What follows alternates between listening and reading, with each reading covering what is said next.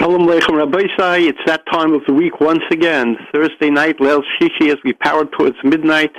The program is Levin at 11, cataloging the devolving culture in both the Haredi community and the world at large, with occasional streaks of brightness. As I said, it's the ugly, the bad, and the occasional good. Dimitri, we have those two tapes to play back to back. This is actually what occurred in part when the Missionary, not a Goyish Galach, but the Missionary, Bramwell, or whatever his name is, spoke Tuesday at Efrem Goldberg synagogue in front of the Aron Kodesh. They put up a curtain, but he spoke in front of the Aron Kodesh. So you can hear two clips. One clip is a drasha of his. He's giving us a religious drasha. Okay? And the second one is 15 seconds just to get a sphere of the simcha of the music that was playing and the dancing. And I saw a picture of Mamish, him dancing together, shoulder to shoulder, hand on top of shoulder, Rabbi Goldberg, Rabbi, and the Missionary.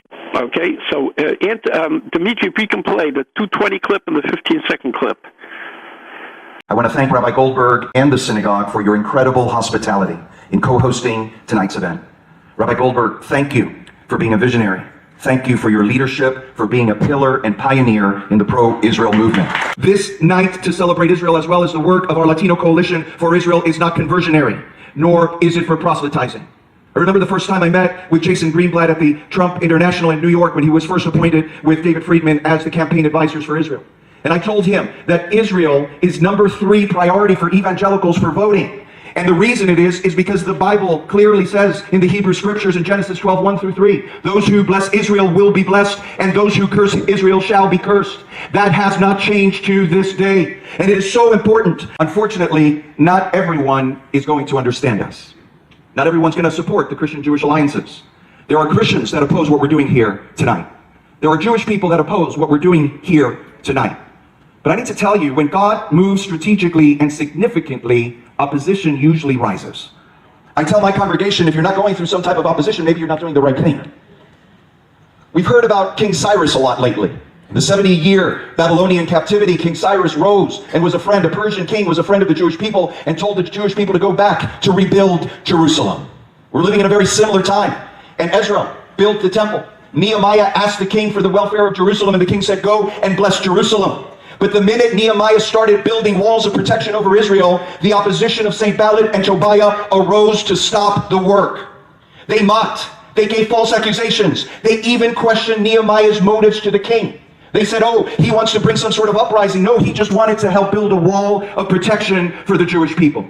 We are here today to build a wall of protection for Israel, to build a wall of protection for the Jewish people, and to build a wall of protection for the Christian Israel, U.S.-Israel alliance. Rabbi Goldberg and Boca Raton Synagogue and the Jewish community are building on one side of the wall. The Christians are building on another side. And Nehemiah said, I will blow the shofar. And when I blow the shofar, those building the wall of protection for Israel shall unite. When you hear the sound of the shofar, tonight we are releasing the sound of the shofar, uniting together, and we will stand for Israel. That Israel lives now and forever.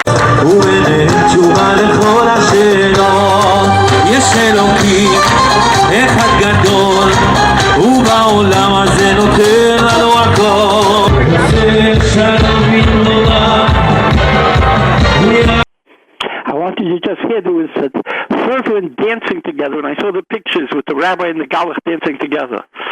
Yeah, it was terrible, terrible, terrible. I don't know. Even the content of what he said there bothers me.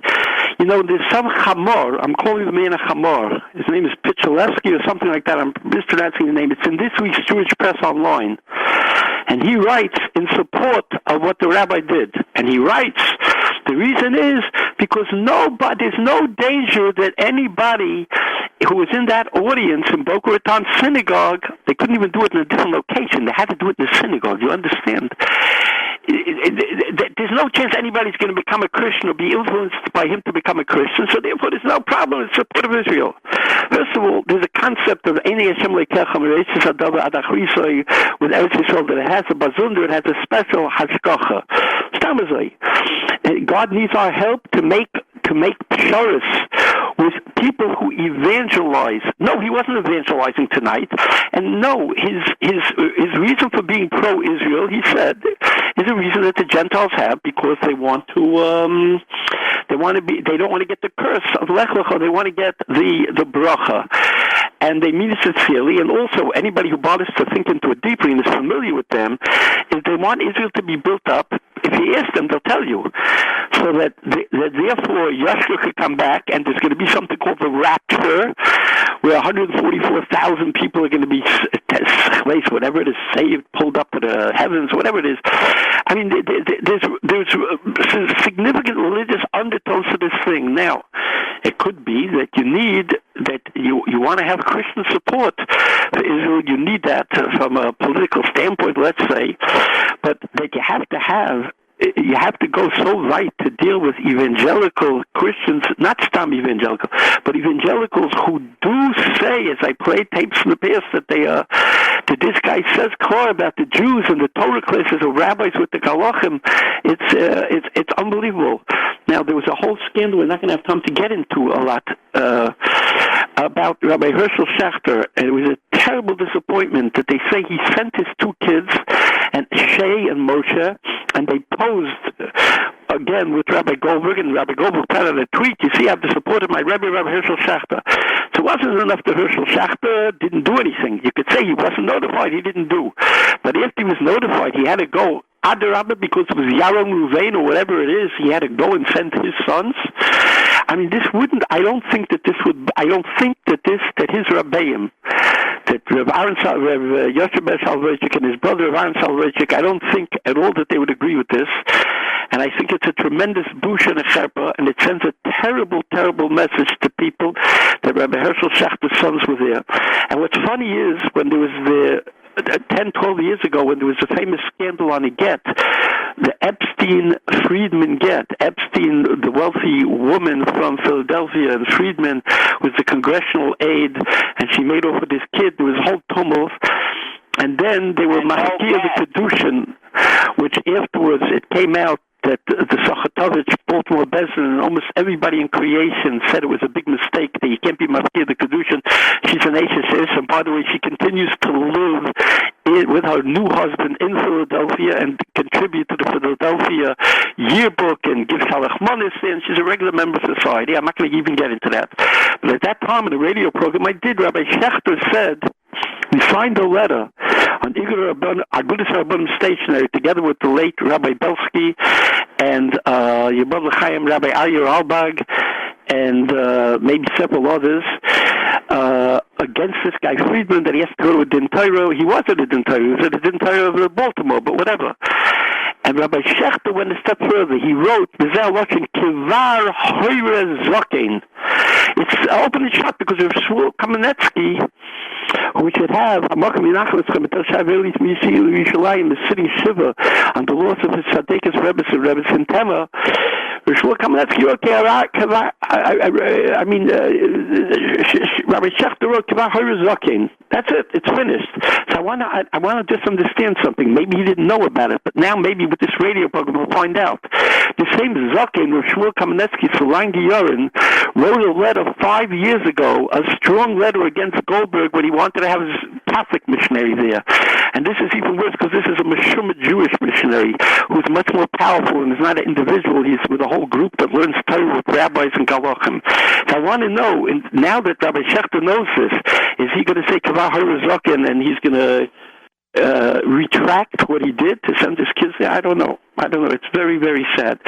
Rabbi Yonason, you have 2 or 3 minutes. We're going to have to continue this next week, but do you have anything that you could tell us, the shame Rabbi Soloveitchik, that might touch on this when he speaks about the Pope, let's say? In regards to the fact that they're having Torah Christian, Rabbi priest Torah classes, on the pasuk of Arami Oved Avi in the Haggadah, he says, Levin wanted to destroy all the Jews. Is that not true? Levin liked Yaakov, but he wanted Yaakov to become assimilated. Levin wanted Yaakov to forget about spiritual redemption, only physical redemption. As I said yesterday, Levin was the initiator of the whole idea of an ecumenical council. Council. Levin was the initiator of this idea, not the modern rabbis, not the Pope, and not the cardinals. Levin was the initiator of this idea, and is really not right towards Levin when we mention other names. We mention a Pope, a cardinal, and modern rabbis. We have to say Davar B'Shem Omro. He deserves the credit. He was the initiator of the idea. Al Gal Hazev Eda Hamitzav Im Ani Lo Avar Elacha Es Hagal Hazev Im Ata Lo Zavar Elai Es Hagal Hazev V'Es Elokei Abraham Belohei Nachor Yishpeteu B'Nehu. Such a liberal. You see what he was doing? I want to point out because you're saying it very fast. People understand. But Salvachik is pointing out is the Gal aid. He made sure to make this ecumenical thing. On the one hand, Elokei Abraham Yitzchak. Well, okay. On the other hand, Elokei Nachor, the Getchka of Nachor. He makes a parallelism. He stuck that garbage into his title. What Salvachik is saying. Response was to say the Pachad Yitzchak and avoid the whole thing. Yaakov said Pachat Yitzchak and avoided this whole thing. He wouldn't write. So he says there has to be a multifaceted society. There are many denominations. There has to be a synagogue council. Orthodox is one branch, that is fine. But there has to be conservative, Reconstructionist, and Reform. There has to be a ecumenical council together with the Catholics and the Protestants. There has to be just skip me. You want a peace, fine. You want a mechanism, wonderful. But that is vis-a-vis yourself. We don't make ecumenical councils between Catholics and Protestants. Why don't you make it between Muslims and Buddhists? But we don't have any part of it. Okay, basically we're going to continue this next week, Rabbi Sai, this tremendous Chil Hashem, and we're going to discuss about Eish HaTorah's chelik in this Eish HaTorah of Noach Weinberg, who I can promise, when he was alive, this garbage would have never taken place. Bramwell speaks for Eish HaTorah, and they've had various things, similar things with this kind of Chazarai, that it's so important for them to be the great Fazorgers of the support of Israel, that they have to have these kinds of Kalachim speaking, and you think the Kalachim don't use these videos and these things, they're not going to convert to